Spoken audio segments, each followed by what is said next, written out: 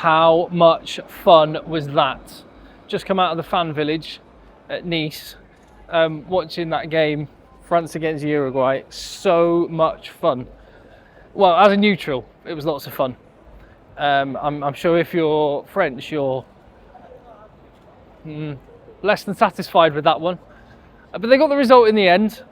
But yeah, just one of those nights that makes you fall in love with rugby, doesn't it? It did me. It really did me. I loved it.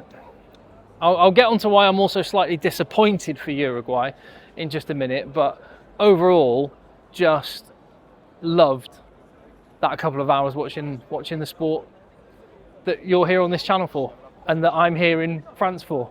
Rugby's blooming brilliant, isn't it? By the way, if you love your rugby, and you haven't already, hit subscribe on the channel and leave your comments. What did you make of that game? Is that a bit of a blow, a bit of a dent to France's hopes? Overall, I mean, yes, obviously got the result, but a dent to their confidence and their air of invincibility. Do you know what the biggest thing for me is? I thought before this weekend it was going to be lots of one-sided matchups. And it still may pan out that way, but Uruguay have given me hope that maybe Portugal could do something against an all-changed Wales team. Maybe Namibia, no. Well, who knows, maybe Namibia could do something against an all-changed All Black team. I just loved watching that match. And the bravery, the heroism of those Uruguayans was inspiring. It was really inspiring. I did say that I'd touch on why I was slightly disappointed for them. No, I don't want to go there first. I'm going to go to the yellow / non-red card in a minute. But let's just touch on this. So, firstly, the French TV directors and producers were focusing on Anthony Jalonche before the match. Understandably so. It's a great story that he was back. And I'd also say that the pre-game was great because the anthems. How much better were the anthems? That's how you want the Marseillaise to be heard in France. It sounded great, and that was much more of a curtain raiser for a game. And I've got to say, the Uruguayan anthem is an absolute banger. What a tune. So no wonder they were inspired come the opening minutes. And obviously France started off very well, got out to a lead, and then there was the Uruguayan try, which, I mean, the angles they run, the speed and ambition they play with is so much fun to watch. It's how you want to see rugby played, isn't it? And there has been lots of kicking in this World Cup, and the teams that tend to win kick the most. France, in round one, kicked more than any other team. And it got them the result. And it got them a result tonight as well, in the end, but not without some trials. That try for Uruguay was absolutely brilliant. Then Antoine Hastoy hit straight back. Penalties were exchanged, scrum penalties. And then I'm just reminding myself, I scribbled down a couple of notes just so I reminded myself in amongst all the excitement. And I spent quite a lot of the game chatting to a lovely Welsh guy called James, who had spent a couple of years in Japan, and he was with some Japanese fans because he could speak with them. And I don't know, we were just all having a joke in broken English, Japan, whatever it was. And just having a good old time. So I had to scribble down some notes so I remembered exactly when things happened. Yes. So it was 10-5, wasn't it, when Romain Taufifenua got given a yellow card. And it got sent to the bunker. The infamous TMO bunker. What do you make of the decision not to upgrade that from a yellow to a red card? Because, look, I kind of don't mind that it wasn't a red card. The issue I have with it is that previous incidents have absolutely been red cards. Now, as I saw it, and the reason I'm quite happy it's the yellow card, because I don't really like players missing big chunks of, or maybe all of, a Rugby World Cup. That would be cruel. But when you actually look at what happened there, Romain Taufifenua The player he was tackling stayed at the same height. Now the mitigation was that the guy was being tackled, and so that had had a significant change in direction or height, right? Let's just stick a pin in that. But the player he was tackling stayed at the same height.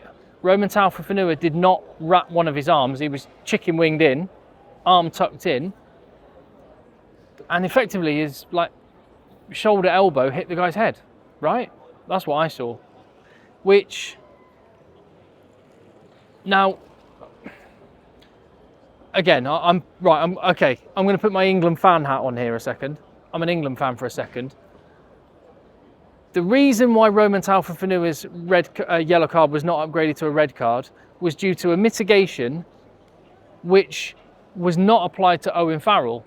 The reason it wasn't applied to Owen Farrell is because World Rugby came in and overturned. Remember all the palaver about that? And World Rugby came in and appealed the judicial review of it and said you got that wrong because Owen Farrell was never legal because he never wrapped his arm. Now Roman Taufifenua never wrapped his arm, therefore he was never legal, therefore mitigation cannot apply. Now I'm fine if the way it was tonight is how it's going to be, but that's the way it's always got to be. And you can't have this sliding scale where some players get hit with, in Owen Farrell's case, a 4-game ban. And I'm not talking about this because it's Owen Farrell. This could be any player. It could be a player from any nation, any team. But it's got to be applied consistently. Otherwise, it's just going to frustrate fans. And I'm finding it really frustrating and people are getting confused.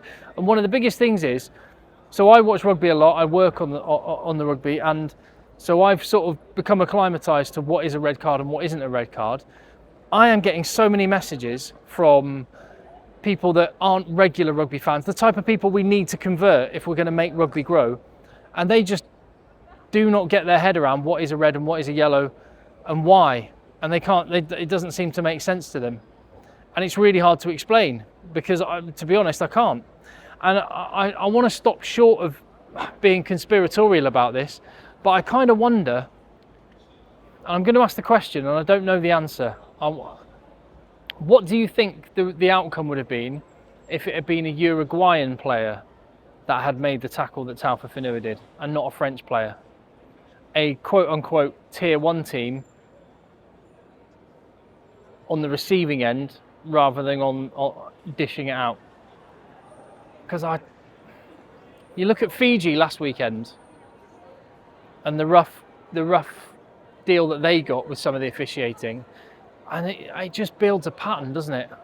And I hate saying things like that, but I'm only asking the question. I'm not saying definitively that is or isn't what's happening, but it's definitely one to talk about. So I'd love to know what your comments are, what your thoughts are on that, because again, we're talking about officiating decisions, and this one, bearing in mind the way the game finished and bearing in mind disallowed tries elsewhere, it could have influenced the outcome and in what could have been one of the most famous World Cup victories ever. And again, I just want to focus on the fact that Uruguay were heroic. Their maul defence was amazing. What was that number 5's name? Leon Daka? Is that his name? I probably butchered the pronunciation, but he was absolutely brilliant. The lines that they were cutting in attack. Amaya, the fullback, that try he scored was just awesome. And that's the other one. I've got no problem really with the Uruguayan try being disallowed for the blocking line, but I've seen those ignored and tries given, and I'd love to know what would happen if it had been France attacking with that obstruction line, whether that would have been given. I hate the fact I'm saying things like this, but I feel like I'm probably asking questions that a lot of people are thinking, or saying things that a lot of people are thinking. So there you go, I've said it. Tell me what you think. Maul defence was heroic from Uruguay. Then the A team from France came on after Uruguay scored that try. Their fullback scored the try. Malvaca then hit straight back. BL Barre scored a try and put the game out of reach, really. Sekou Makalu had a try disallowed. And there you go. That was the game. Now, firstly, Nice has been great. The fan village was really good fun. There were lots of French people in there, lots of people of all nationalities were in there. So it was great, really good occasion. And I'm hopeful now of a weekend that won't be missed match fixtures, which is what I was looking at the fixture list and thinking, I was expecting a 50, 60 point hiding for Uruguay tonight. And then the same for Namibia and the same for Portugal. But that's given me some hope that actually, maybe some of these sides can do something. Maybe Romania were the outlier last weekend, and we can look forward to some exciting rugby. The way Uruguay play is absolutely brilliant. I love it. And they'll feel like there was an opportunity missed, but they'll also, I'm sure, feel very proud of themselves, as they should. And I bet you Italy are sitting up and taking notice, very much so, for the game in Pool A. And I guess this weekend, I think, maybe one of the stories of it is going to be a test of the 33-man squad. Because France's backup team did not perform. Will South Africa's? I think they'll perform much better than France did, and maybe that demonstrates that maybe South Africa have got a slightly deeper squad. How will New Zealand get on, having made all their changes? Ireland have actually gone with a pretty much full-bore team, which now you see France's result against Uruguay. When I saw the Ireland team a bit earlier, I was thinking, what's Andy Farrell up to? Because this is Ireland's opportunity to rotate some players in, because they've got Scotland and South Africa next. Maybe, now I've seen France play, maybe I'm kind of going, do you know what? Maybe Andy Farrell knows what he's doing. Really interesting. Excited about Uruguay. Santiago Arata is one of my new favourite players. The way he jumped on top of that maul to snuff out a maul was just magic in the first half. And the anthems, did I mention the anthems at the start? If I didn't mention the anthems, let me mention the anthems now. My brain is fried after today. It's been non-stop. But yeah, that was a bit better, wasn't it? That's how you want to hear La Marseillaise sang. And the Uruguayan national anthem is a proper banger. No wonder they were so fired up for the game. Love that. I'm so jealous of these great anthems. Because whilst I'm a proud Englishman and I love my country and I love my rugby team, don't love our anthem so much. And we've got better options as well. Jerusalem, Land of Hope and Glory, but that's for another day. Anyway, tell me what you think about that amazing game, fun game anyway, and what your hopes are for the weekend ahead, and I'll see you on the next video.